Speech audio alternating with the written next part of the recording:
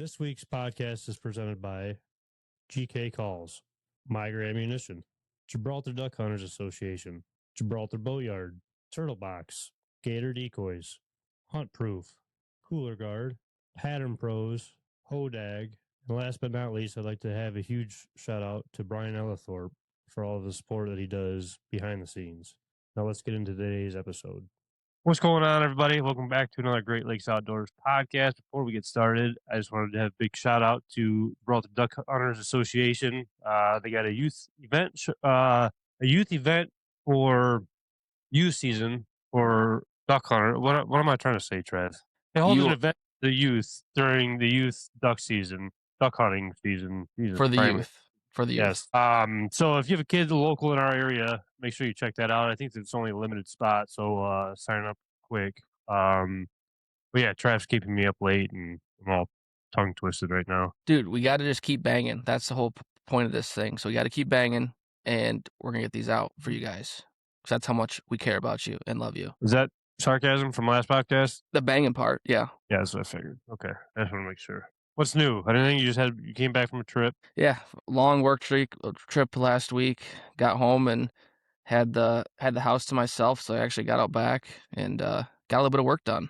Hung some cameras, already producing with some deer, so which is nice to see. Got some brush hogging done. It's still really, really wet out back, so I almost decided to get it stuck yesterday.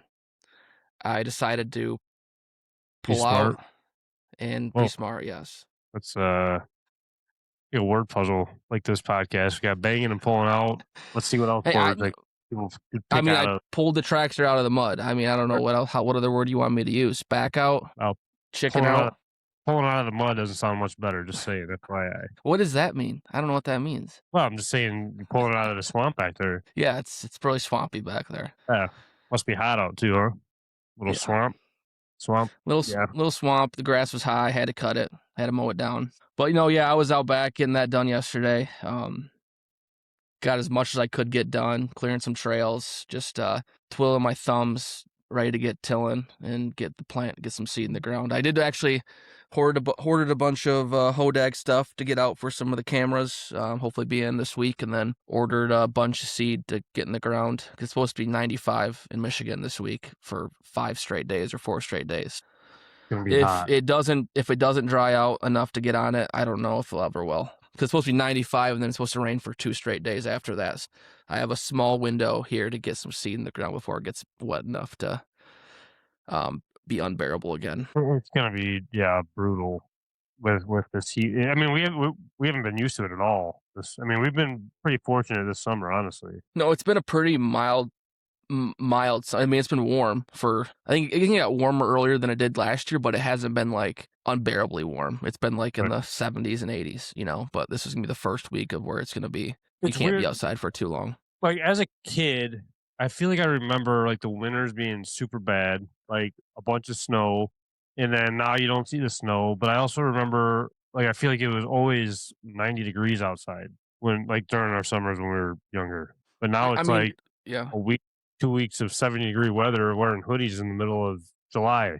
It's just, I don't know, it's weird. Yeah, I mean, like growing up, like in the summers, we always spent our times on the lake we had a speedboat and a jet ski. We were always on the lake doing that. And then the winter times we were doing snowmobile trips and stuff like that. And then as we progressed later in life, with it just, the weather didn't cooperate to have either of those items to maintenance them and for permits and stuff like that. Like if we're not using them as much as they should be, and because the weather didn't permit it, unless you're going up to the UP for the winter, or traveling for. The northern section obviously gets a lot of snow, but I mean, down by us, they might still have snow. I don't even know. They very well possibly could. It's just weird, like when people down here want to buy snowmobiles and stuff like that. Like jet skis, I could see in our area. Obviously, that's way different. But I don't know. I don't even know if jet skis would be that much different because that water stays cold, dude. I'm not driving no jet ski out there. Forget that. Like, there's guys like out there not ice fishing, jigging for walleye on jet skis now, and it's like, how are you? Oh, those things are badass. I don't know if you've seen them, like the actual fishing jet skis. I can't remember. I think Sea-Doo makes them. Yeah, but they're sick, and I would definitely buy one in a heartbeat. Those ones are sweet, but like the little ones that people are just going out there and just, not everybody has 40 grand or whatever those things cost, I guess is what I'm saying. Like the Yeah. fishing ones. Maybe this podcast will get big enough we each can get Great Lakes Outdoors fishing jet skis. Yeah. That'd be pretty cool. Pretty cool to go like bass fishing in the summertime. Hey, we're on the right path though. I mean, I just wanted to give you congratulations on the podcast of having our first viral video. I mean, I guess it would be probably thank Lauren for that video, right? Or were you Yeah. videoing it? No, Lauren sat out there for 5.5 hours. Yeah, so let's thank Lauren for our first viral video. Yeah, our first. It's been no, you gotta let me first in a while. Like we had Oh. we had a couple. We had a pretty good stretch there, about a week and a half, where we had videos hitting 100K or 50K there, and we had one hit 1 million.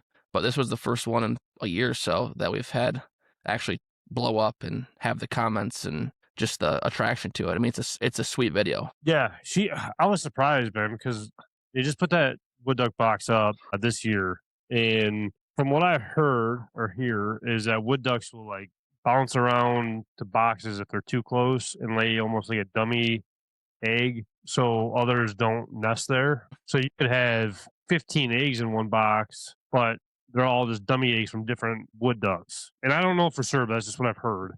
So I was kind of nervous until I went on the dock one day and she flew out of the nest like at night, kind of. I knew like Mhm. it was, I guess. Um, I don't know. It's pretty cool just to see like her building a nest, and I wish Lauren's camera was working on the inside, but I don't know. It's pretty neat, and for her to sit out there for that long, it was nuts. No, I was on that work trip when you sent it to me, so I didn't really look at it. And you had sent like a text or something to me about like the video blowing up. I'm like, what video's blowing up? And then I saw the video because I just saw the wood duck in like the hen poking out of the box, and that's when I just saw that, and I was like, oh, cool picture, like Right? that's cool.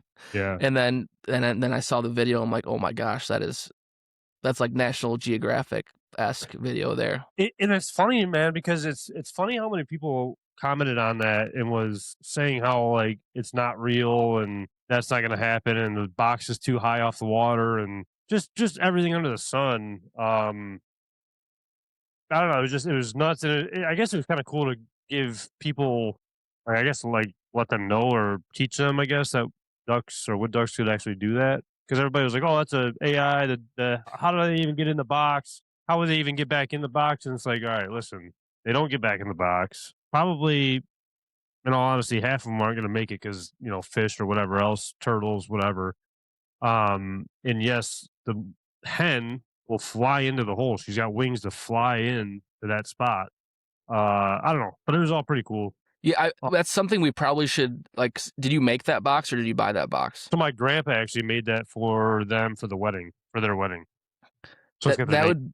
That would be a cool video to make because I don't know if you've ever made one before, but it's like the hole there. It's got to be a certain dimension because it fits only the duck getting in there. So like if like an eagle comes by or something like that, I mean, of course they could probably poke in a little bit, but it's meant for only that wood duck to get in, and then the slats on the inside, or you had metal meshing on it for them to climb up, and then having the sawdust a certain level in there so it's not too high and not too low. I mean, it's a cool little system they have there.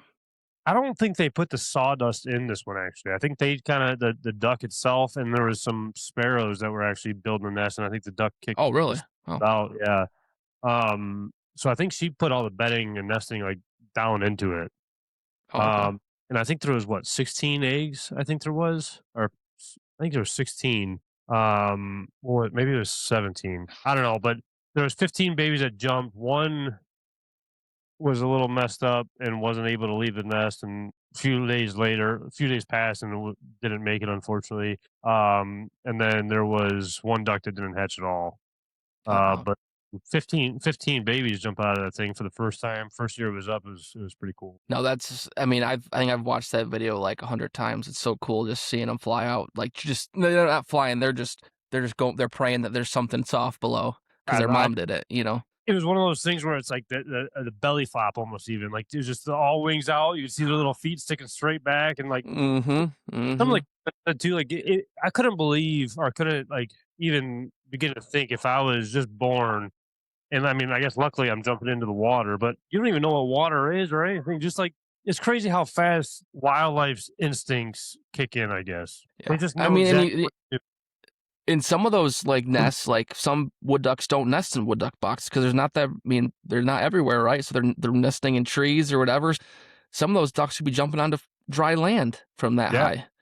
for You know? sure. There was another comment that said that they usually have a nest about 20 feet up in their tree every year, and they find, unfortunately, the babies just can't make it because it's too high up there. Yeah. Um, But yeah, it's I don't know. It's a crazy thing to think about, and to even think about how the ducklings know how to climb up the mesh, or like it's almost like a chicken wire that we put into it. Not like mesh because I feel like mesh would get them all tangled up wise. But like how they would even know to like do that even, Yeah. within or what did it say? 24 hours is usually when they leave the nest, and that's how she kind of knew they were going to jump that day. um, so I don't know, it's just crazy how fast they just adapt to everything. Just that wildlife instinct kicks in Right. and they just go for it. Have you seen them around the dock or seen them around at all? No, I mean I Or haven't looked Lauren? with my boat being out of commission with yesterday. I didn't really get a chance to look. We had a boat parade yesterday, and my boat had a little bit of problems. And I'm gonna assume with the boat parade going through that they wouldn't be in there because I mean wood ducks are pretty skittish. I feel like compared to like mallards wise. But if I had to guess, they're probably in the back canal somewhere, hiding Getting out. eaten up by pike and largemouth. Possibly, possibly.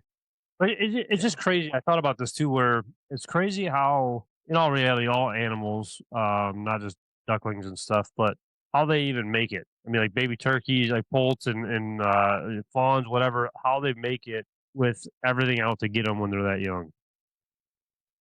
Like you said, I mean, you're not only just worried about from above, like eagles and stuff attacking ducks or whatever, but you're also worried about what's underneath you, or even I don't Yeah. know if like, mink or whatever. Just it's just crazy how anything can survive in reality. I mean, you could put it together like with like a human baby, right? Like, could you imagine like if there was no civilization, we were like an animal, and that's how we came into this world? Like, what our survival rate would be Be maybe nuts. none. Yeah, Right. It's just crazy how quick those animals could adapt like that. Even like Fonzo too, with like their eyes like turning like that bluish color, and it's just nuts how everything works if you really take a step back and look into it a little bit. And I yeah, guess I knew it all, but like, and I thought about it multiple times, but just really seeing those ducks jumping out of that box like that, or seeing the videos that she sent us that morning, was all just pretty crazy. yeah. No, I know we've like been we've been training our fawns out back to be very skittish because I've been the last couple days I've been taking Brody out back, and I know there's a fawn out there, and so I've been trying to keep a good eye on Brody while he sometimes ventures off or I forget about him. And today, me and Connor are out back riding around, and I look over and a fawn come running by me, and sure as shit, Brody's right on that fawn's ass chasing it. And I had to freaking yell as loud as I could to get that dog off. That it wasn't on the fawn. The fawn was far enough ahead, but just to stop him. But yeah, we're training them to be track stars back here. yeah, where'd all the deer go? I don't know. Ask Brody. Yeah, because I mean that new camera I moved, the camera I put up yesterday. I had twins on it today, Oh, twin really? fawns. Yeah, first picture I had on it was twin fawns. I was like, wow, that's sweet. We had one fawn out, but when we were doing the blind, which I'll get into in a little bit, we had coyote pups out in the field. They were like all the way on the other side of the field, but you could see them all running around and stuff. And I haven't seen Really? that. Yeah, it was pretty crazy to watch them. Ryan got a video of them, but I haven't seen that fawn anywhere. Not saying that she didn't make it, but we've been seeing a lot of bucks in the area, not a whole lot of does, which is kind of scary for me. Um, but I just hope that fawn actually made it through. I mean, it looked like she was Yeah. doing pretty good for about a week or two. I haven't seen her back. Yeah, I mean, I feel like for fawns at least, like it's that first couple weeks that's like the pivotal part. But like after a couple weeks, they are already sprinting and running and doing their thing. They're still pretty dependent on mama, but they're pretty Right. they're pretty resilient animals. I mean, that's up north. The ones. I mean, they're jumping all around, chasing each other. I got videos of them, and then The one down here, it was running a little bit, but you can kind of tell it still had like the baby giraffe leg kind of thing, where it Hmm. was just trying to figure out how to run almost. So I don't know. I mean, a good positive thing, I guess, is I haven't seen like a fawn by her or a doe by herself or anything. Yeah. Um, I don't know. We'll I see. know I know for sure the one out back here can run. So Yeah, you found that one can run. that's for sure. What when you said you set up new cameras? I seen the video today that you posted. Hmm. From the video they posted, it looked like you had it, like, behind a bunch of, like, cattails or phragmites or kinda just separate from the field? So that's the closest. So that's a part of the field, but it's so wet over there that the farmer can't get over to till it under. So I took Okay, a weed whacker as much as I could, um, and weed whacked quite a bit of it down. Fortunately, I'd got out there and realized there was like this much string left on the weed whacker, and I'd gotcha. walked like 700 yards to get there, and I'm like, I'm not walking back to the truck and driving back home and then walking another 700 yards. So I texted the neighbor, the one I have permission for a turkey hunting. He's gonna let me drive. I can just drive back there next time. So I'm gonna go back out there here this week and get it all weed whacked down and get it kind of nice and open there. Because that's where I had shot my buck at last year, and that was all. It was low. It was not wet enough to where they still tilled it last year, but this year it's been so wet they weren't able to till over there. I gotcha. I was just curious because when I seen that video, like, I thought to myself, "There's no way that his phone is just not blowing up from all those Phragmites and cattails moving around back and forth." Because that hodag, we put that stuff out the other day in the branch. We got some winds, and the branch actually blew over. So I went out today, when we were finishing up the blind, and, I put a new branch in it and put some tassels on it, and, I knew for a fact I thought to myself, like, this camera's gonna be going off nonstop now just because of the leaves and the wind. And sure enough, by the time I got home, I had like 30 pictures of like leaves moving around. Um, and I got it Put it on the on lowest single setting. shot. Put on single shot burst with a minute delay or 2 minute delay on it. Right. That's yeah. I mean, I got it on the lowest setting. I'll tell you, I really like the Moultrie cameras. Honestly, it's done real good for us. But yeah, it's hopefully this heat kind of shrivels up them leaves and maybe even drop 'em. I don't I don't know. know. We'll I see. feel like with those you want the leaves on it though, right? Like you want it to be like a natural standing tree that they're coming over and licking and rubbing their I antlers in and Because it's more of like the tassels that you're putting on it and the scent that's on the tassels, right? Like the Hodag all season scent. oh, you're putting the Um, tassel on that. yes, yeah, Okay. yep. Um, and if you think about it too, I mean, I've seen people put like just like round, just not a 4x4, but just like a round, thick piece of wood in the middle of their fields for like the same scenario kind of thing, or just put like Yeah. random branches out in the middle of the field. Like Ryan, when he came out there the other day, he said that they put a 4x4 in the ground or a 2x4, and then just hung a stick off it, put a hole in it, and hung a stick off of that, and put it out in the middle, and they were So hitting my it like crazy. That's what my dad does So I on his mean, property. does it need the leaves on it? I mean, I don't necessarily think so. I just think it's something different that's sticking out, away from the woods that is gonna get their attention. I mean, I had a nice buck on it already, like, tonight. Um, I mean, it wasn't, making a scrape or anything, it just kinda came up to it and nosing it, but, doing the job already, you know what I mean? Yeah, I mean, if you got the tassels on it, I think I mean, yeah, it's you could take all the leaves off it. To be honest, they could take everything off it as long Right, as there's something on there for them to send to it to lock onto. right, and I don't know, I got an old rope out there that I don't know if I wanna redo because I hung it too low not knowing, and the coons got to it, and it's all shredded on the bottom, so I gotta maybe tie a new knot in the bottom of it or something, I don't know. Hey, it could be bears. That's what happened with my dad's rope. The last year he had a scent rope hanging up, and there would just be a bear batting it around, ripping it down, doing whatever it wants with it.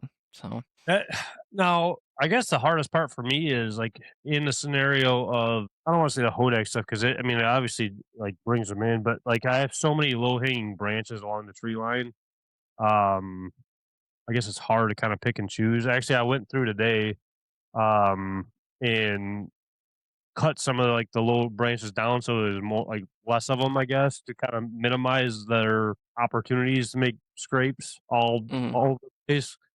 Because I mean, every probably 30 yards there was a branch that was, or like a group of branches that were hanging so low that it'd have been perfect, spot to make a scrape.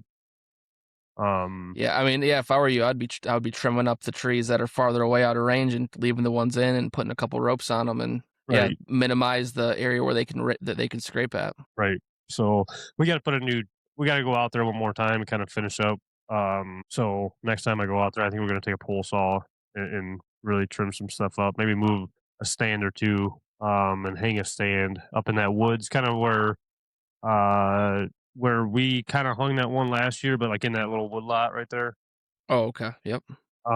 It's super open. I found a spot in there, and it'll be easy to get into. Like I said before, the hardest part about that property is getting into the field because the both trees, like both woods, is basically like islands. So I mean, all those deer, and I got pictures of them yesterday. Actually, like sleeping or bedded right on the edge of the woods. So I mean, that they're looking way far out and able to see. I mean, that's how those deer get big out there. You know what I mean? So it's just hard to find good ways to get in and sneak in and sneak out per se. Yeah, that's gonna be. I mean, we talked about it last podcast with it being beans this year, I believe, like you said.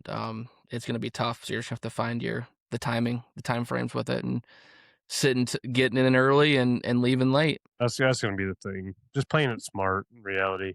Yeah. And I think I don't know if I brought it up last podcast too. I think last year and years prior, getting out there hunting too early in the year when it's like 90 degrees outside and getting that scent out there already is bad. And just because there's not deer in the field doesn't mean they're not on the edge of the woods looking into the fields and waiting. And I feel like, if you got a doe in front of you, which I do, like I was bad last year for sure. But if I had a doe out there, I wouldn't be like too nervous to jump in that doe out and spooking her out to get out of the stand wise. And I think in reality that kind of messes it up too in a sense. Yeah, I mean, any disturbance is gonna make a mark on that area. Like I had my camera up, put it up yesterday. I had a picture today with those doe and two fawns, and I had a picture, and I have a stand over there, and the doe was looking up at the stand Hmm. where I'd been at, and I'd only been, I think I'd been blown at that stand once, and then I shot my deer out there. So there's been like two disturbances, and that deer's already figured out from the sense and me just being out there working that there's something different, out there. So minimizing those disturbances is going to be huge. Well, I think that's where the saddle hunting comes in and it helps out so Oh much, being yeah, able to go around and be able to move around with the trees. We were talking about that today, and I guess it's an expensive thing to get into if you haven't got into it and don't really know too much about it per se. So it's just hard to pull the trigger on spending that kind of money, I guess. yeah, and I have so many buddies that saddle hunt too, and they want to get me into it, and I'm like, I feel like I'm gonna be swinging up. I feel like I'm just gonna be up there swinging, like swinging around. I have because I mean the mobile hunting is so it's like you said it's a game changer, right? Because you're not gonna hunt in that same tree 20 times that year. Like you're not gonna have a ladder stand. It's not gonna be brick and mortar. You can move from tree to tree to tree depending on the wind or what it is. So it changes that dynamic of the hunting element. Or you can go out to public. You can do whatever. Right. But I just it's so much easier being able to walk out, have a stand already set up, especially with us, starting to get into the filming aspect of it. It just makes everything so much easier with it. Yeah, for sure, for sure. Just have it set up, and I don't know. We'll see how it goes this year. I think there's a couple stands that we haven't even really hunted yet that will be better this year, more like better than others per se. But we'll see. What makes me nervous right now is that we have, like, I'll have to send you a picture of it, but there was probably $15, I'd say, out in the field tonight, and I'm nervous that they're summering there and not gonna stay there for the fall. I'm sure some of them will, especially if we can get all the work done that we want and not disturb it at all. Um, I feel like they would have no reason to leave at that point, but I could Yeah. be wrong. I mean, at one point it has to do with the does, right? Like, and you said you haven't seen very many does out there, so that's going to be a huge element. It's going to be the does during the rut, and then the food source, right? If you Right. got beans, like there usually isn't much left over after I mean, there is in some areas, right? But like once that food source is gone, hopefully you got acorns in the woods, stuff like that. Maybe bring those deer back in the wintertime. But once the food source is gone, that's what I found in my opinion, like out here is like once the food's gone, the deer are gone. So Right. having some type of food source for those deer in those stages where there might not be just ag food available. Well, and that's what makes it tough for us too, because when we do the food plots, it's in a spot. It's like a corner of a field that he plants, but I don't think it grows obviously very well. So we take advantage of that open spot and kind of make it our own little food plot. But when he harvests and tills it or discs it, he ends up disking that as well. So it's like, well, it's only good for that time frame when the crops are up. And Does he depending on put how winter wheat down? Like a cover so crop? he I don't know if he's gonna do it for a cover crop or just like the nutrient side of things and then, turn it over. I don't know for sure because I know or what I do know is he said last year that he's probably gonna be getting away from like the whole wheat scenario. I just there's probably not a whole lot of money being made in it right now. Mhm. Um, and I it seems like a lot more farmers are actually going in that route, even the ones with cattle around us.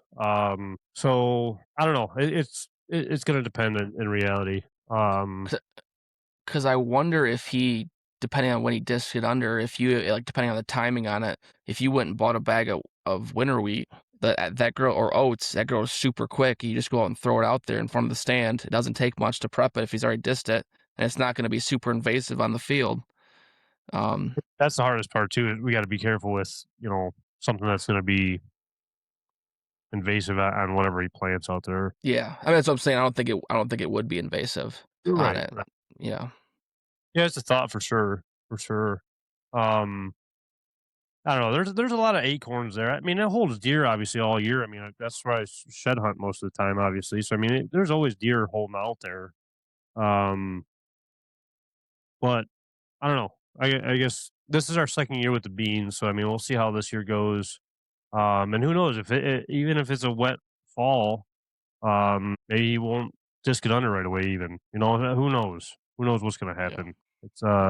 It's hard saying. Yeah, I mean, like for me, I'm super excited for this year. Like with, like on not even on the deer side of it, but on the waterfall side of it, just with how wet it's been out back, and if we get some more rain and that fills up again, like I don't like it might hold ducks. We might have a little duck hole back here, so I'm super excited for that. That's why I'm hoping it gets dry enough to plant it because I got some like millet and stuff coming in that I'm gonna Okay. plant out there and some sorghum and hopefully get that in some areas where it's a little bit wetter at, and so hopefully that grows and brings in some ducks or get it opening up enough for where there's some geese that can get in there, and That'd be you know nice. the sky's the limit. That's one thing I was gonna ask you too. I mean, I feel like it's been a pretty wet summer compared to previous years.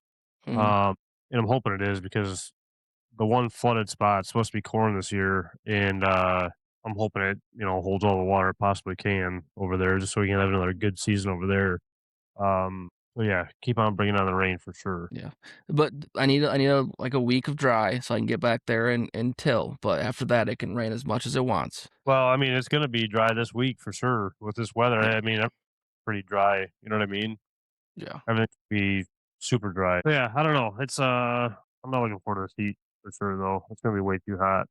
It's gonna be miserable, honestly. No, I want to sit in the AC and just nap the entire time with this heat. Because with me, my fair skin, it won't be good for me. I'm just lucky I don't work outside, man. I don't know how these guys. I mean, I feel like I'm baby now with an inside, and I don't know. It's gonna suck for those guys working out in the heat. Hopefully, some of them are on vacation this week, but yeah, it's going to be brutal. Let's take a quick breather from the action. Let's talk promos.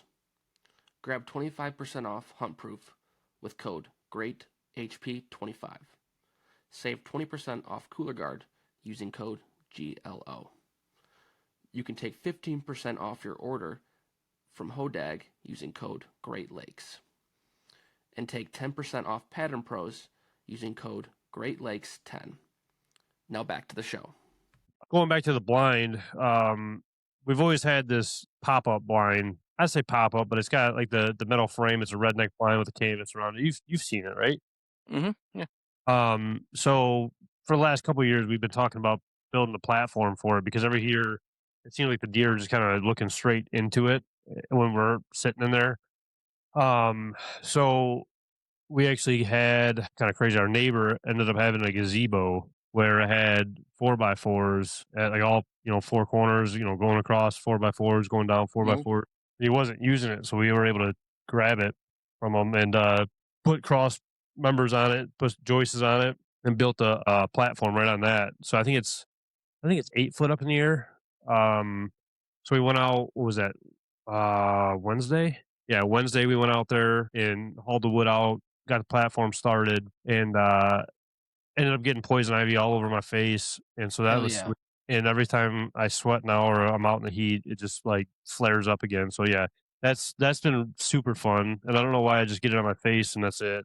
But it Hey, sucks. it could be in worse areas. It could be in worse areas. Well, I never said it wasn't, Like on but your feet, like on your feet, could be really bad on your yeah, feet. yeah, that's feet would kind of suck for poison ivy, honestly. But Hey, before I just had to bring it. I just thought of this right now. I just needed to get it off my chest. So it's been another week. I just wanted to check in on this because I was thinking about you crossbow hunting out of there, but I was like, wait a second, he's gonna be bow hunting this year. So I just wanted to check: is this something you can bow hunt out of? And also, two-part question: how's the bow? Are you getting it restrung yet, or is it still a next week thing? so I'll get into this, okay? I'll get into all this. So we ended up putting the blind up on the platform today and Mhm. got all that done. We just got to buy, or not buy, well, yeah, buy more wood and then build a ladder to get up into it now. So the blind, you can shoot a bow out of it, whether it's a crossbow or a compound. Yeah. Um, And with the B and B's this year, I'm excited because we'll be able to actually look more into the woods and down the field edges, and it should be really nice. Honestly, we're gonna get like a rubber mat underneath it to kind of just keep all the heat in and stay off that wood. Um, but with the boat situation, well, let me even backtrack. So what was that Thursday? I think it was Thursday. I got a call that my deer was done. So I put half of the money down. So I owe a little less than half, I should say. I owe a little less than half. And so I was going to pick that up this weekend. And with the boat being stuck and us pulling it out and tearing it all apart and not knowing what it was, and I was going to drop the bow off and get the deer today. But we got out to the field at I think about 6:30 ish, quarter to 7 maybe, just to try to beat the heat, and then got done about 9, and then I was working on the boat until 3, and it ended up being literally something that we didn't even have to pull the boat out of the water for, or I mean, we tore the whole lower unit apart, we tore everything, we thought it was the Mm. cables, it was the dog, whatever, it was we were scratching our brains about it, and then it was literally just basically tightening something down, like the linkage on it, so I'm glad I didn't have to spend a bunch of money on that. But yeah, I was more of the story is no, the bow's not done. I was supposed to do it today, but the boat got in the way. Okay. So So what's the hopefully timeline now? it'll be let me think. It'll be at Ryan's place, Emerson Archery Monroe, by the 4th, I'll say. By the 4th? He's working on the 4th? Well, I don't know if he's working, but I can at least drop it off, I hope. So you got a couple days still. Okay. Yep. And hopefully it Alright. doesn't take uh, too long with it so I can start practicing with it. Well, It's one of those let's just start with you getting the bow into the shop first, okay? Let's It's start one of with those that. things where it's almost like going to the gym, right? Like it's one of those things for like the shooting aspect of it all that it would be nice to have somebody to shoot with, um, and like go to the gym with to kind of like push each other wise. So my buddy Ryan was like, well, I'll start different. Ryan was like, yeah, I'd love to start shooting more. And I was like, all right, let's start shooting a lot then and get after it. So hopefully we'll be able to kind of push each other to start shooting. I guess I don't know. I'm That'll be looking good. forward That'll be to it. good for you. That'll be good for you. What you can do is if he doesn't want to shoot with you, we can just set up a we can FaceTime each other and we can shoot virtually together. I wonder if there's an app for that. I bet you there is. If there's not, there probably will be within the next few years. I'd say like there's a lot of those competitions and stuff like that, like a virtual Mhm. like thing where you can play between buddies and stuff. I think that'd be pretty sweet actually.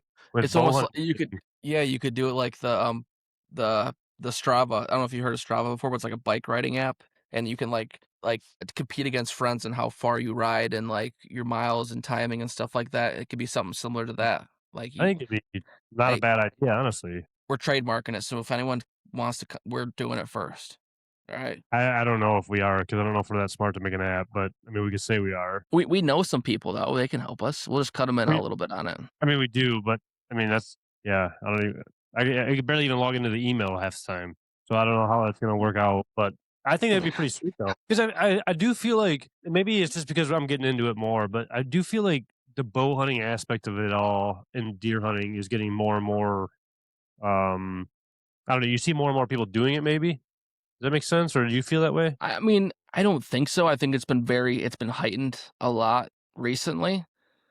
I feel like the deer hunting regime is a lot of old boys, right? So it's a lot of the guys.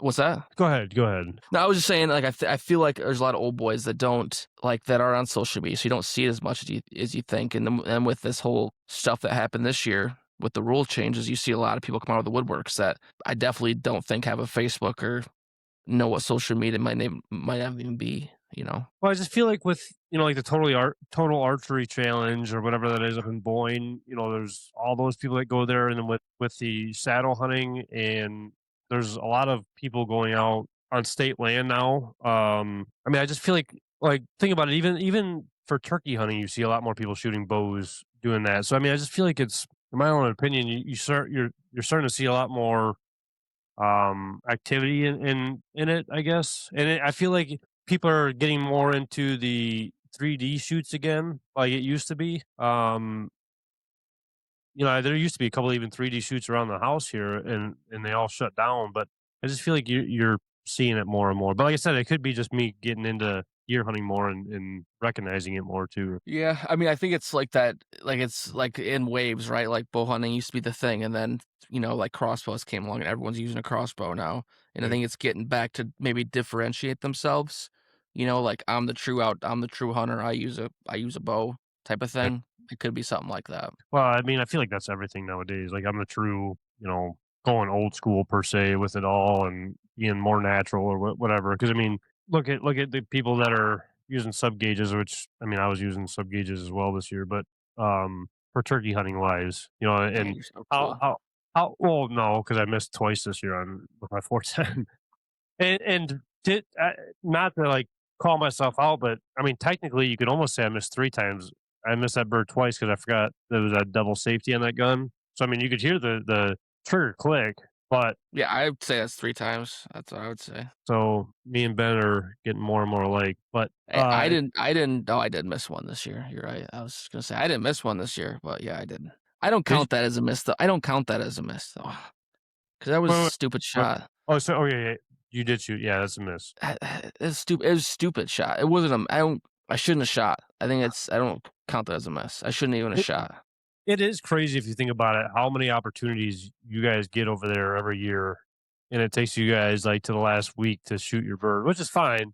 But like you had that one bird like a week prior to that was 5 yards away from you. That you were recording obviously, but you guys I get a lot shot of at it. opportunities too. I shot at it as it was running away from me. I'm just saying like you get a If lot of that makes opportunities. sense. I had one opportunity. I know I had two opportunities this year. The 5 yarder that I decided to wait and shoot it at 40 yards running away. I don't know. And then the bird I shot. I mean, there was a lot of screw ups this year you might be thinking of, but not birds in range All right. to shoot. There was a lot of screw ups. Always screw up. I mean that's turkey hunting in general. In reality, to be fair, I mean that's a lot of it. I don't know. What hodag stuff did you buy this year? Because you bought some Um, stuff last year, I think too, didn't you? yeah, I bought a ton of stuff. I bought like 6 or 7 ropes and then some scents and stuff. This year, I'm gonna try to reuse the ropes that been up there, and see how that works. So I'll let you guys be tuned in on that. But I just bought some scents, just the all season scent to start Oh, with, and we'll see how it works. To start with, and if it's not holding the scent or if it's the deer aren't hitting, I'll buy a new rope. I actually did you leave yours out? I did too, and I feel like that's the way to do it. I feel like it is just for them deer to like they're always hitting it and freshening it up themselves. So after a while, after they get used to it, you don't really need a scent in reality. Yeah, Um, and probably if probably on the instructions or on the back, it probably says to keep it up year round. It's probably what it says, but well, we probably need to misread it. But I mean, I had deer. I remember last year. I think it was literally the time I was driving home and my motor blew, in the truck. But that day, I hung a rope up in a different spot, and I had deer on it that night. Um, and there were some spots where maybe I was hoping that the deer would go there more, and it just wasn't in their their route, I guess per se, like in their it was just too far out of the way for them, I guess. Mhm. Uh, that I didn't get a lot of action on it right away, but I don't know. I mean, there's I feel like you can't just hang it up and they're gonna come right to it. And I mean, some of them will check it out for sure, but I don't think the first year you can really expect too much if you do put it like out of the way. I guess. Does that make sense? Yeah, yeah, it does. I would say I would agree in this. I mean, because you might move that, it might turn to a hotspot, right? Like it's depend. Yeah. Like it really depends. Like I think all my trees last year I put on were in different. Like they weren't. I mean, they're on routes, but they weren't a spot where they were rubbing or scraping. And by the end of it, they were on there rubbing or scraping those Now, trees. with your rope, do you put like do you get it down to bare rope underneath it, like a scrape, or do you just leave the rope up? Say that one more time. You like make like a mock scrape almost underneath the rope. Okay, I do too. Yeah, yeah. Like, so, like, the one spot that's in the flooded area, it's been water for most of the year, and even with the water in there, those deer were coming up and smelling that rope. So they I mean, the mock scrape part of it, I don't think is really a factor. It could be, but having just some type of scent there is gonna be big. Well, when we had the podcast with those guys, I believe I might be mistaken on this, but it's more of a like your dog peeing on the fire hydrant type thing to kind of just see what other deer are over there that have been hitting it, like a communication kind of post almost. Yep.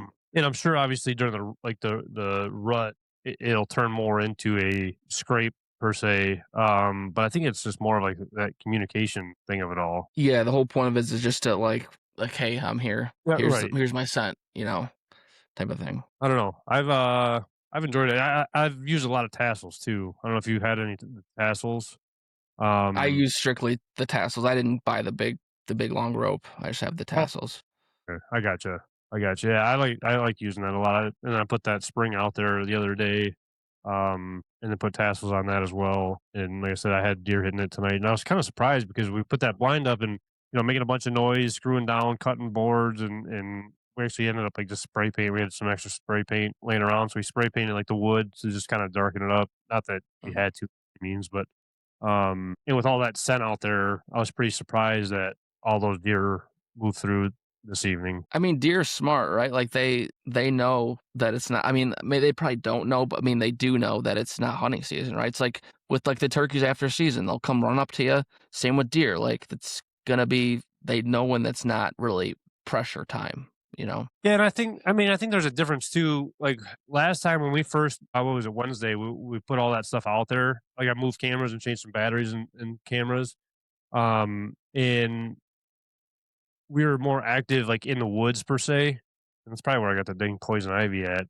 And I'm trying to think, dude, I can't remember what I touched to even get it. Because I mean, we were out in the field more, and it was one of those things. I woke up like 2 days later, I started feeling it, like just it wasn't popping up on my face, but I could feel it like there still. And oh man, I just knew I messed up that day. It was Yeah. horrible. But Thankfully, I haven't had poison ivy before, so I don't know what that pain feels like, and I never do. we had poison oak last year. Who did? You did, didn't you? Mm-mm. I thought we both did. Just you. Oh man. See, I think I got something wrong. You got something wrong with you, man. Well, because I think I got it on my face that year too. I'm telling you, like the last couple times I've got it, it's been on my face. I don't know why. I mean, I'm probably wiping the sweat away or whatever, but I don't understand why not like on my arms or something. That's why now, like, that doesn't matter what the heat is. Like, I'm wearing pants and long sleeves Oh, and for and sure. gloves. Or Like, it sucks, but like, it just the only way I can feel safe without getting poison ivy or poison oak or for sure. ticks or whatever. Have you seen any ticks lately? Not in the last couple weeks. There was one I had pulled off Brody. Um, maybe it was 3 weeks ago, but I Hmm, haven't. Like, I was out in the woods working all day yesterday. Didn't have a single one on me. So strange. Kind of weird. It was like a big outbreak on how dangerous these ticks are this year and stuff, and then now all of a sudden they're kind of just done and over with. I think Not, d- doesn't that happen every year though? Like I feel like you kind of lose like the springtime is like, oh, ticks are everywhere, and then it's like you kind of forget about ticks. Maybe it just never doesn't. I don't see them or whatever, or it's not highly ticked area, but I you mean, kind to of be forget fair, about them. like you are in a different scenario where you live on your property and like you got woods behind your house, so you're out there quite a bit. Mm-hmm. Um, but for me, after we finish up the goose blind, we got a little bit more work to do on that. I don't know if I brought that up on here too. We redid one of our permanent blinds. Like the whole Mm-hmm. roof was getting messed up, and so we've been doing that. But once we get done with the goose blind and the deer blind, and kind of just I might go back in to put some new batteries out there, if they run out. Uh, but I'm kind of out of the woods after that, so like you don't see them probably because you're like there's not a lot of people out there. It's just like that bear that we had downstate here. Like no one was really seeing it anymore, or has even seen it again. But at the same time, no one's really out in the woods like they would be in the fall time. Yeah, So I that mean, is that's true. That is true. one of those things. I don't know. I don't know. I feel like I was going to ask you something else too. I don't know. What is going on with the deer regulations right now, man? Because I thought they were pretty much done with they voted on the $1, and then now all of a sudden you sent me the other day to earn a second buck in certain counties. And I guess I just don't understand what the vote was to make it a $1 state, but then being able to change it back to earn a buck in certain counties. I feel like what they're going to do is they're thinking too hard into it, and they're going to confuse a lot of people, especially the people like that are on the borderline of the counties and stuff. And I just feel like it's going to be even harder for them to manage this earn a buck scenario. Um, and I don't know. I feel like it's almost becoming too much. Yeah, I mean, so the earn a buck was a part of the legislation when they enacted the $1 rule. So it was hunter's choice in the UP, $1 in the northern part of lower Michigan and middle Michigan. I think those are two different. Maybe they're both one zone. But then southern Michigan was a $1, but they were going to run a pilot, 1 year pilot on earn a buck. So I can pull up the map here because they just came out with what counties are going to be earn a buck, but it's just like you said, managing this is not going to be. There's got to be something that they know that we're not thinking of. Because first of all, if we were a $1 state, right, and the UP had their hunter's choice, which is the $2, me and you could shoot our bucks in our county, drive up to the UP, and shoot our second buck. That's Hmm. totally legal there. So that's one thing there. Now with the earn a buck, so for 27, 28, you could shoot, because I don't know are you in any of those counties? Are Yeah, you in? yeah, yeah. So you're in one of those counties. So like so my dad is not in one of those counties, so he could legitimately shoot his buck and a doe in his county and drive down to my county and shoot his second buck. So when some of these counties here, like your Hillsdale, your the Kalamazoo has good deer in it. Barry has good deer in it. Like these are some big buck areas. I'm glad that Jackson's not in there. I'm also glad that what's the other one? Is it Tuscaloosa or whatever it is over by you. Like those are some really big buck areas. So I'm glad they didn't do it in there. But still, like it's gonna be interesting. I'm interested to see how it works with this. Now, the map that's on the screen right now, it's small for me to read it, but do the colors mean anything different? Because I see a couple purple, blue, yellow, the red. Does that mean anything differently, or is it just I do not, because I don't think there was I didn't read the caption, to be honest with you, so I don't know that. But so on the left hand side it says treatment counties, and the other side's controlled counties. I don't know what the difference are between the two of them, but I know that all those counties will be a part of it. I'm not sure to what extent. But I'm really interested to see how it's going to play out, because I know they're trying to model it after the state out east. What state was it? Pennsylvania just went $1 not that long ago? I Pennsylvania, know. yes, Pennsylvania, yeah, Pennsylvania. They're trying to model it after that, and that's what they did, a $1, and it seemed like it worked really well.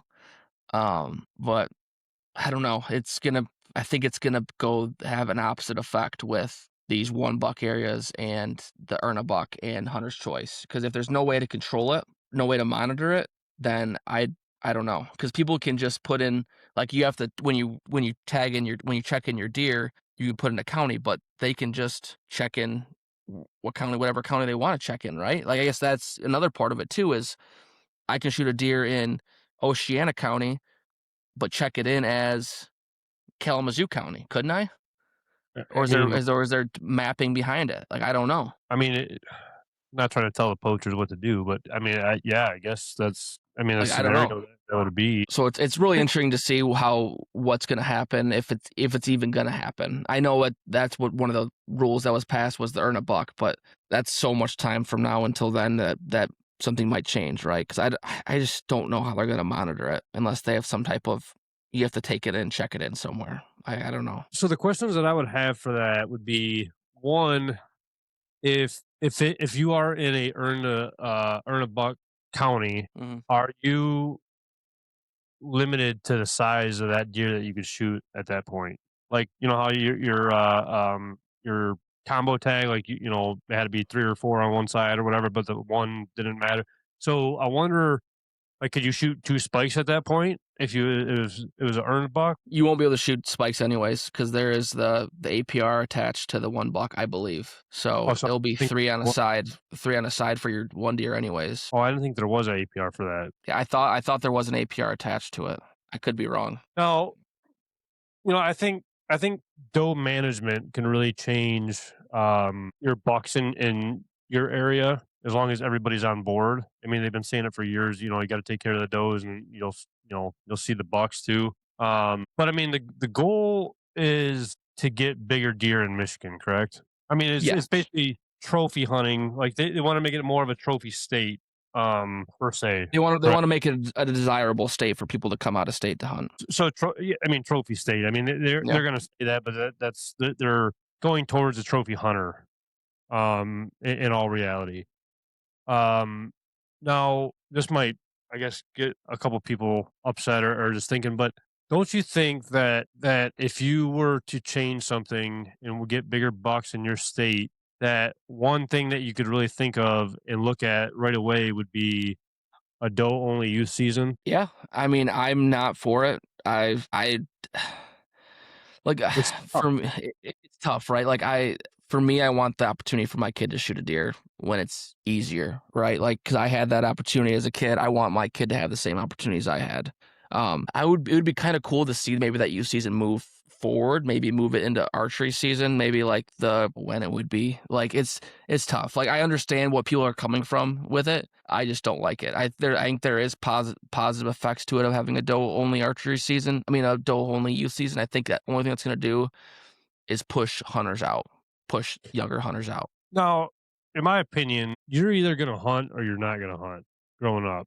I mean, I feel like that there's really no far and few between. Like, you're either going to be hooked on hunting because, you know, your parents or your grandparents or uncle, aunt, whoever got you into it didn't push you so far into it at a young age that you don't want nothing to do with it. Which there are some of those kids, but you're either, I mean, kind of born into it or you're not. You know what I mean? It's one thing or the other. Where I don't think a lot of youth at that age is going to get out of it just because they got to shoot a doe and not a buck per se. Yeah, you know, I think, you know, a lot of the problems with less hunters, in my own opinion, is like the um, hunting camps up north, and, you know, or wherever you hunt at. There's not a whole lot of that going on anymore per se. I feel like, I mean, there still are, but I mean, I just don't think it's as big as it used to be, obviously. And I felt like that was when, like, the traditions and stuff were really strong in the hunting world for deer hunting in this state. Well, like I said, I just think I don't think it is a sink or swim situation where if you just shoot a doe, the kid's gonna get out of hunting. I mean, I think it would make a lot of kids realize, like, or want to go after a buck at that point or afterwards, being able to see him out in the field and um want them to want to do more to try to get that buck maybe, but it could be the other way around too. Yeah, I mean, like with social media nowadays, I mean, it's you shoot a monster buck or you're not doing it right. Like, you don't see the doe harvest like that, and that's one thing that's not very polarizing or not very like, wow, that's awesome on social media is the doe harvest. And I think maybe maybe bringing light to that might have some effect on that for the younger generation. But I think the younger generation, they see their dad shooting it, they see their grandparents shooting it, they want to shoot that too. And I No, think go ahead. I was just saying, in shooting that shooting that buck during youth season has a lasting effect on a kid where it's like, I want to do this either for the rest of my life and I'm addicted, or it might turn them away from it because it's like, ooh, I shot a deer. Nasty. But I can't really relate to it because I was raised in the area in the time frame where you could shoot a buck and you can still shoot a buck. But I can't be like, my thought process has changed. But as a youth, I would say I want to shoot a buck. Well, yeah, I mean, that's what you grow up seeing, chasing the big whitetail. And now let me ask you this, in your own opinion, which same with me, like I can't have an opinion on, right. I don't have I shot my first deer during the youth season. Um, and it was a little 4 point buck. And like you said, you were kind of just born into the hunting world of it all. But if you went out, and I guess I don't have a kid either, obviously, so I can't really have too much of a say, and it's just like an outsider's viewpoint, I guess. But if you were a kid and or a kid today and shot, let's say a 160 out in the field with your dad or grandpa, uncle, aunt, whoever, and it's like the biggest deer that's ever came out from that area, and it's like a once in a lifetime kind of thing. I personally feel like there'd be more kids that are just done with it after that than or would go a couple more years and realize like that buck was like once in a lifetime deer, and then kind of lean off of it after that. Compared to if you were to shoot a doe or even a smaller buck. I mean, I think those kids like want and understand it, but like just one or the other right now. If you were to shoot a doe, it would get you more intrigued to go after that buck in the fall time. Yeah, and Like, I I feel think like I was just saying, I think the biggest thing for me is if a kid shot a deer like that, is them having the understanding of how big of a deer that is. And so when I just thought about this now, but maybe because like kids nowadays, they can start deer hunting at like what, 5 years old or pretty young. earlier, which is insane to me that you're having a kid with a rifle at 5 years old, but to each their own. But maybe having like the mentored program, if you're a mentor, it's a doe only program. And then once you take hunter safety and you hit a certain age, then it turns into a buck or doe situation. I mean it would fall back to one of those things where like it's an earn a buck thing where how do you like manage that though? You know what I mean? How would you tell, if there was somebody with that kid or whatever it may be? In my opinion, it would just be hard to maintain that or maintenance that, I guess. Yeah. Uh, I mean, I guess for you, when you were in your youth season, when you're youth hunting, how many bucks did you shoot during your time during youth season? one. One? Okay. I And I think shot I went out 1 year for my youth season. I mean, I went out when I was growing up with my dad and my grandpa and uncle and stuff, but you only hunted one time for a youth season? I believe so. And I think for me, from hunting from 10 until what is it, like 17 or something? I don't know what the age is, but I only shot 2 bucks in that time frame during youth season. So is it an issue? Like, I know there's some people out there that shoot a buck every year, a kid. It's happened to our neighbor, his daughter shot monster bucks in the youth season every year. But how realistic is a kid going out and shooting a monster buck every year? I mean, I don't know. yeah, I don't know. It's just one of those things where I feel like, if they're wanting to get this more of a trophy hunting state, more, recommended state to hunt in, especially with all the state and federal land that we have in the state. And I think it's like one of the top states on it, if I'm not mistaken. I think we even have more state and federal or public land than even Ohio by like a ton, I believe, which is kind of crazy to think about because I mean, there's a lot of people that go down to Ohio to hunt. But I don't know, it's pretty crazy. But if you're wanting to make that more of a state to like out of staters want to come to, I mean, the youth season might be a big thing, and it's kind of crazy to me too. Like last year, they tried to do the doe only youth season, and that lasted what like 2 weeks, and they flipped it right back over, and it was like, what the heck? Just even like you didn't even give it a shot at this point, which was crazy how fast that flipped and didn't even seem like it had to go through anything like I don't know, it was pretty wild, honestly. Yeah, I mean, it's tough. Like I want changes to make our hunting better, but with the youth season, it's a tough chord for me, especially with being a dad and having a kid coming up that will be doing that soon. Like, I want to give him every opportunity to shoot a deer, and I think taking it away from the youth is selfish on us. And I know there are people out there that use their kids to abuse it and have them shoot these deer and are out there at 5 years old. And I'm not knocking it, but it's just like, I don't think I'll have Connor out there at 5 years old hunting because he just doesn't understand. Like, a kid that young does not understand what taking a life is. Right. Like, I didn't understand at 10 years old, Right. so. Well, I brought it up before too with like Glenn when I talked to Glenn about taking his son out turkey hunting this year. Like, you wanted to buy a 410 for him to take him out, and he's like, I just don't think he would completely understand it. Where like if he did shoot a bird, um, he'd probably be on his iPad or whatever, 10 minutes later, and not even think twice about it. Like, I want him to fully understand like what it takes to get a bird, and I want him to get to a point where he's like begging me for me to allow him to let him go with a gun out there. So I think a lot of the youth, the mentor, I don't want to say ruins it, but like just I take would them say it out. ruins it.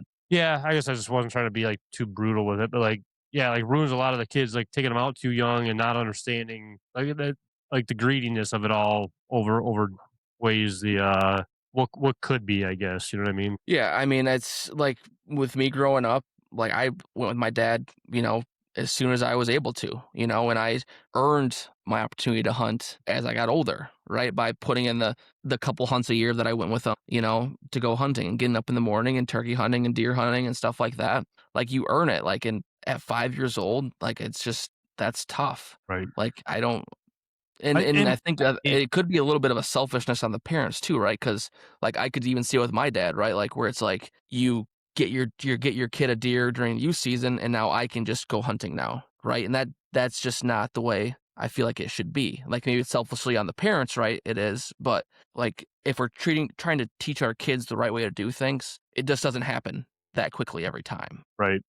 And I guess I feel like with that even though too, like if you were to do a doe only, it would make those kids want to go out there during the fall time. If they shoot, let's say even like a 110 buck, like an amazing first deer for anybody. Yeah. A good deer just in general. You know what I mean? Just that kid's not going to really have a whole lot of drive to go after that per se. I mean, they might because at that stage of their hunting career, the bloodthirsty kind of hunting stage, I call it. They just want to go out there and whack whatever. It doesn't matter. They just want to kill. But some kids, I mean, they're going to shoot that and they'll be like, all right, I'm good. Like, I don't have to go back out until next year now. And it's like, that's not really why, that's not the purpose of doing the youth hunt per se, in my eyes. The purpose is to get kids involved more and want to get out there more. And, I don't know. Yeah, I mean, it's a very good debatable, point. I feel like I don't know. It's tough. And it is, and I think this will go on for years and years until something changes, but I don't think it will, and then nor do I want it to change. What I would want to change would be to bump back the age limit on it. That's what Well, I and would. I guess that was my next question. Do you think maybe instead of being able to hunt at 5 or whatever it is, maybe bumping it between 10 and 16? Because I mean, if you think about it, like if you're going 17, you're pretty much an adult at that point. Maybe it was 16 this season because I don't remember hunting after I was able to drive during the youth season. So maybe it was like 15 was the cutoff or something, or 16, but are you still, able to look that up to see? yeah. Let me look it up. And I just think it's got to get to a certain age where like you said, I mean, you're able to drive yourself out to a state land area and just go out there and set up on a youth hunt in September. I don't know. Like I said, it's tough for me too with not having kids, but I just feel like that would be one thing I would definitely look at if you're trying to make it a more or not.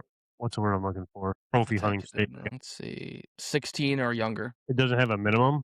So ages 9 and younger children must be licensed through the Mentored Youth Hunting Program, which provides a package hunting license and requires a child to hunt under direct supervision of a qualified mentor. So, So basically 9 through 16 then. well, 9 and below. So whenever that they get the Mentored Youth Hunting Program, so that could be 5, that could be 7, that could be 8. But when you hit 10 to 16, it's like a reduced junior base like you're like a junior hunting license type of thing. Now, do you think like this might be stupid because I feel like I already know the answer? I feel like there's let's say I'll make it more of a statement than a question, but I feel like there's a lot more parents out there that are caught up in the social media even more than some of the kids are.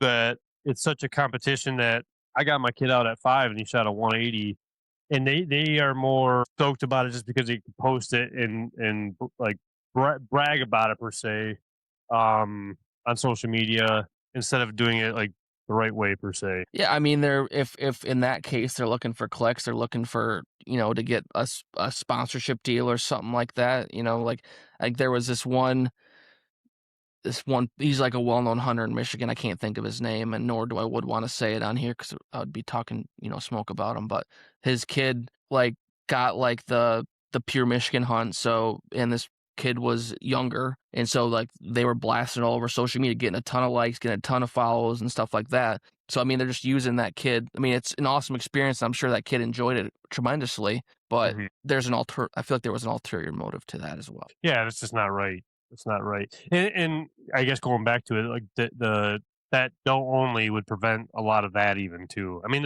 I feel like it obviously it could go both ways, but I feel like the doe only there's a lot of positive. Yeah, it's taken a negative away, but the negativity of it, or like the negative aspect of it all, would be just like not allowing the kids to shoot a buck, and having that. But the positivity of it all would be, possibly getting more kids involved, the cloud aspect from the parents, allowing them to kind of maybe even like look at it more of an accomplishment just for a doe only and get them more into just killing does.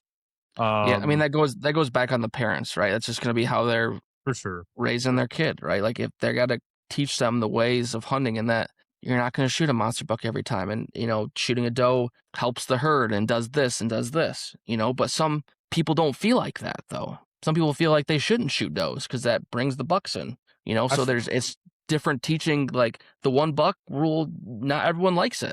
People hate it, yeah, because it's not how it's been. So changing youth season, which is going to be probably not as dramatic as the one buck, but pretty close. Like that's going to ruffle some feathers for I sure. think it's almost more.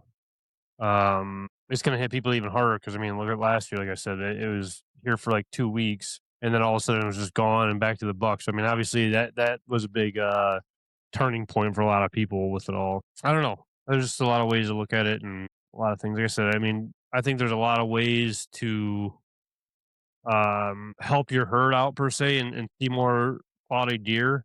But I think a lot of the people in the state use the excuse of my neighbors shoot everything that walks, so why should I wait anymore?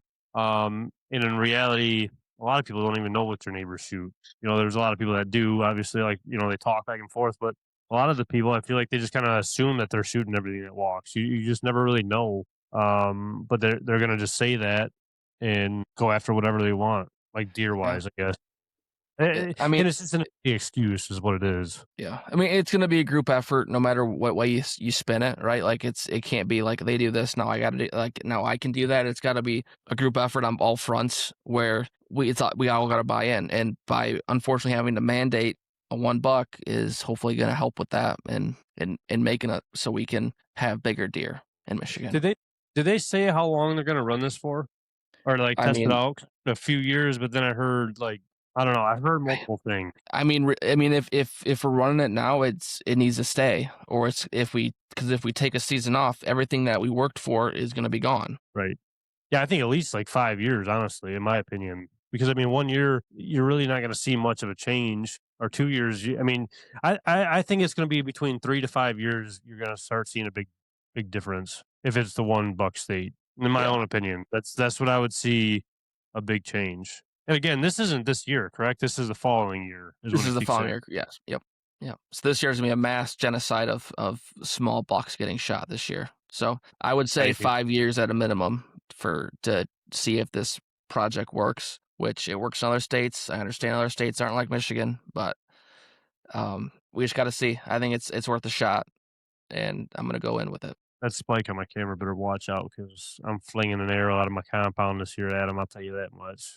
Hey, and if it makes you happy, do it. Like I said, For sure. like with you, this year was your first buck in forever. Like Yeah. I'm happy if you shot a 4-point, a spike horn, a button buck. Like it's Well, I all mean, about what makes that person happy, for the right? last 3 years, I mean, in reality, there's been a lot of deer that I've passed up, and you're like, why or what are you doing right now? So, I mean, 100% it was. I don't know. I'm excited though to get it back from a taxidermist too. I mean, this is my first shoulder mount, first like. Well, the biggest buck before this one was a little five. No, I shouldn't say a little 5 point, but a 5 point that we shot up north. And I think we just did a European mount, but did it by ourselves. So this is like the first taxidermy deer that I've gotten back for me personally. So I don't know. I'm excited to kind of check it out and hang it up Send on me the some wall. pictures of it or put it on the social so everyone can see it. See your monster buck. I will. I will. I was just showing a guy at work the other day about it too. I don't know. It's I'm excited for this year though, honestly. I'll have to send you I know I've been sending you a lot of pictures and people are probably getting annoyed about it because I've been sending you and I think I sent Ben a picture from that buck the other day. I'm I just just happy can't you text me every once in a while because you never text me anymore. whoa. I text you more than you text me. Yeah, I know. So I I'm should be just, saying that. I'm just happy you text me every once in a while. I should be saying that to you. I'd said it to you first. No takesy backsies. I don't know. I'm done with that. You never Uh call me anymore. You never do anything. what are what are you talking about? You never call I me. called you like 8 times this past week. I know you're out of state, but I called you like 8 times. There had to have been some point in the day where you could have called me back. And I then I'm texted sitting you there back. I super texted. I didn't call you. I texted you. I wanted to call back. And I was super excited Yeah. about the video that I didn't even think my sister took. And you didn't even call me about that. You haven't even talked to me about that. I About wanted to wait for the podcast. I guess yesterday you talked to me a little bit about it. But Yeah, I said this is end quote. This is what I said to him. That's sweet. yeah, like what is that? Like that's just you might as well just say okay, period. Like put the period at the end of it because I mean You know what? that's what you told me. I was jealous, dude. I was like, how can this dude here make and come to find out you didn't make the video. So props to Well, Lauren. Thank you time out, for time helping out. your brother out. I made the video. She took the video. And the video is 99% of it. Yes, you're right. But now I was upset with you today that I didn't even get like a face shot, like a video of you talking about what was even going on about the blind. And we just all of a sudden see a camera and stuff. And then I thought I was gonna have a conversation piece with you talking about like your little setup there, but we didn't even know what was going on there. So all I gotta say is, yeah, you're stumped right now. Do better. That's all I gotta say. I'm trying, dude. I'm trying to make you proud. I'm sorry I'm not making you proud right now. I lost sleep over it last night. It was either that or the boat, but it was probably mainly the boat. I was freaking out, dude. And for it to be a 5 minute little fix, it sucked. Could have got my deer So it today. sound like it was a 5-minute fix. Well, no, it was more of like what was that, a 5 hour fix? That just needed a nut screwed down. Well, so there's a linkage pin that lets the gears up top, or like my shifter cable up top, goes down to a rod that puts the lower unit in the gear. And there's a little like pin that holds the rod in. And so I had to pop the rod out, spin that rod so it sat up a little bit higher, and tighten it up basically. I don't know how it comes loose. I mean, over time, obviously, but like there's no way it spins by itself or anything. But yeah, it was a linkage pin. If anybody knows what that is, it's just it was super simple. And me and Jake What were took you both 5 hours? yeah, because we thought it was just the whole lower unit. Like I said, we took that all apart, and we're looking at the cables and just everything, and You none know of what? it I made think I just figured it out. It's what. a conspiracy theory, but I think I figured it out. You're like, instead of taking my bow in today and get that fixed, I'm gonna work on this bow and be dumbfounded for 5 hours and then realize, oh my gosh, it's just this one little piece I gotta twist. So I would agree with you, but the problem is Jake was helping me because Jake's real good with boats, and I didn't even really know what I was looking at, to be honest with you. I mean, I learned a lot about the motor now, but his dad came over after. He's like, "Man, you're gonna have a pretty big charge on you because I mean, 5 hours. I mean, and yesterday with the tow and everything, I was like, I think that's where the problem is. Is Jake knew what the problem was the whole time, but he carried on the whole operation until he finally had enough, so his hourly rate would keep on going up, and I'd have to pay more. And yeah, I think it's all Jake's fault in reality. Yeah. That's what I'm blaming All on. right. But Okay. All right. before we end it again, Gibraltar Duck Hunters Association Youth Hunt. They're hosting it at the Plum Lake Waterfall Festival this year. Bring your kids down. They have, if you sign them up, they usually give duck calls away, goose calls away. They get a whole bunch of gear. I'm kind of jealous that I never got to do it. I believe you could probably find it on their website, to be honest with you. And if you don't know the website, you could look it up on our Facebook, our social media. Make sure you get your kids signed up if you're local. It'd be a great time. I did a little goose calling thing last year. I don't know if I was any good with it, but I tried. GK donates a bunch of calls to them, so it's a good turnout. They have hot dogs, they have food for the kids. It's pretty awesome, and we'll be down there. Oh, before that, did I tell you I got a wedding the day before the festival? No, Yeah, you that. didn't. Yeah, I just kind of found out about it, and it's pretty sweet. But yeah, we'll talk about that. Just dropped the bomb. Yeah. But all right, yeah, I appreciate everybody tuning in on this week's podcast. We'll talk to you on the next one. The 4th of July is coming up, so everybody be safe out there.